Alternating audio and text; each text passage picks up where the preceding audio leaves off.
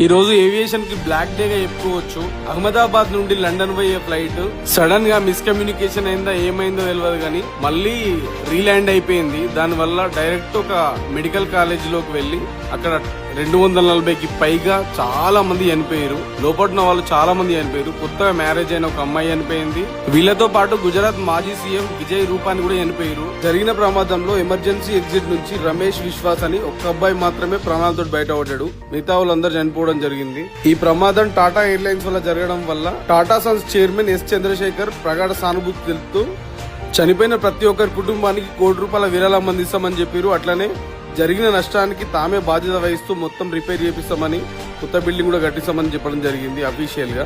ఈ ప్రమాదం జరగడానికి రీజన్ ఏంది అనేది ఇండియన్ గవర్నమెంట్ కంప్లీట్ గా వివరాలు తెలుసుకుంటుంది. ఈ ఇన్సిడెంట్ వల్ల ఎవరికైతే గాయాలైనాయో ప్రమాదంలో ఉన్న ప్రతి ఒక్కరికి వైద్య చికిత్సలు వాళ్ళకి సంబంధించిన కంప్లీట్ కేర్ వీళ్ళే తీసుకుంటారని టాటా గ్రూప్ చెప్పుకోవడం